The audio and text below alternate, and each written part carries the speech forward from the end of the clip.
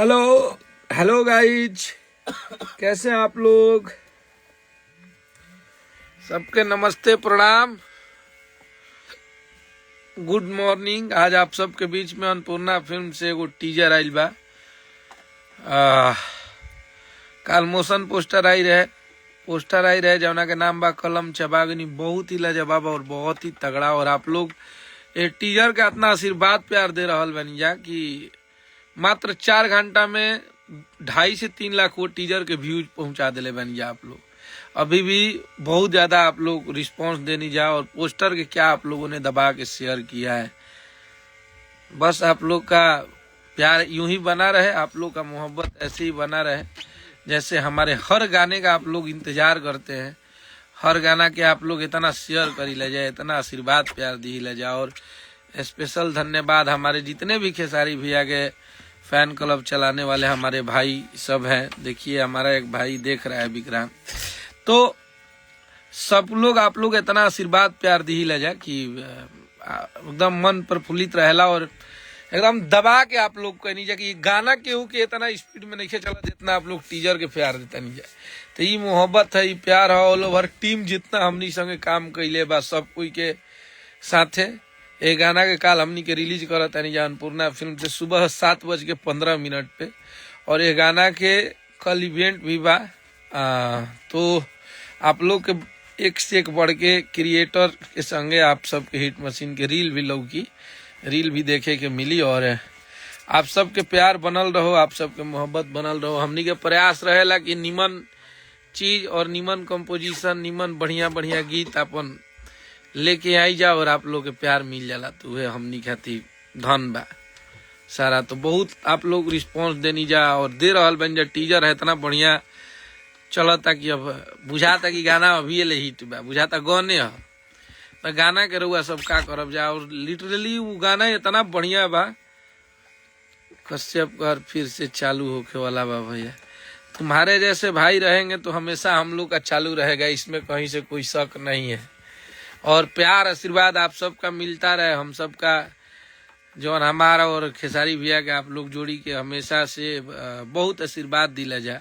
साथ में आप लोग के जो कंपनी अन्नपूर्णा फिल्म बा ओकरा पे बहुत दिन से हम काम ना कर पावत रहनी है। आप सबके रीजन भी बतौले रहनी, तो वो पर फिर से काम चालू कैले बनी। और आप सबका आशीर्वाद प्यार रही तो बहुत बड़ा बड़ा चीज हमनी के बनौले बनी जा। और आपका भाई मेहनती है, बहुत मेहनत करता है इस चीज के लिए, आप सबको पता है। क्योंकि हम उस सुपरस्टार के साथ काम करते हैं जो मेहनत करना भोजपुरी को सिखाया है। तो आप सबका प्यार आशीर्वाद ऐसे ही बना रहे। और ये इस टीजर को आप लोग गाने जैसे जो प्यार दिए हैं इसके लिए आप सबको नतमस्तक प्रणाम है कि रउआ सब ऐसे ही आशीर्वाद प्यार देते रही जा। और आपका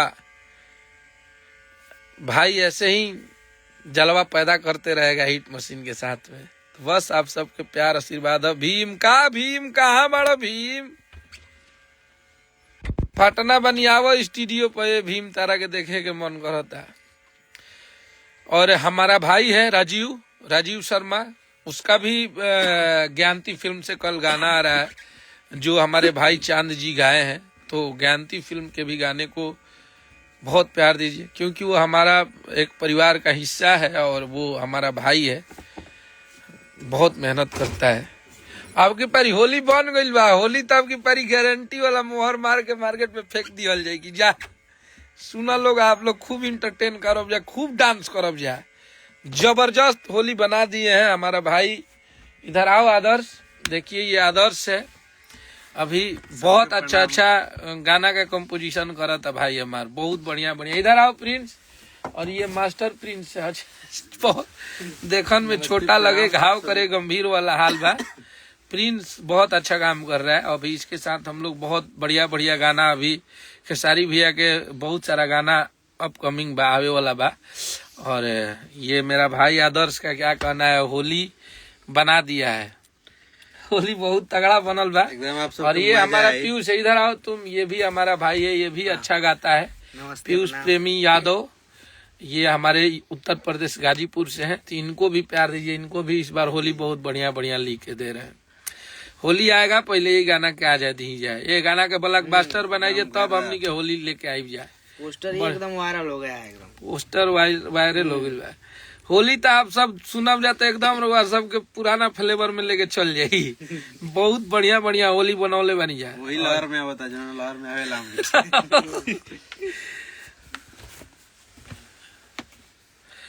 एकदम 100% 100 मिलियन जाएगा भाई, हमार चिंता नहीं क्या करेंगे।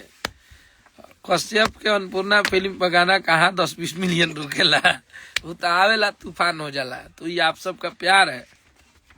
बस आप लोग कल के लिए जितने भी हमारे खेसारी भैया के चाहने वाले लोग हैं, जितने भी प्यार करने वाले लोग हैं, कल के लिए आप लोग को अपडेट रहना है। और कल 7:15 में आता ना शेयर कर दिया जाए कि गाना एकदम बुम-बुमा के उड़ जाओ, बिना कुछ सूट कि शाम के जब हमने की इवेंट करी जाते एगो अलग लेवल की इवेंट करी जाए, अलग एनर्जी में करी जाए।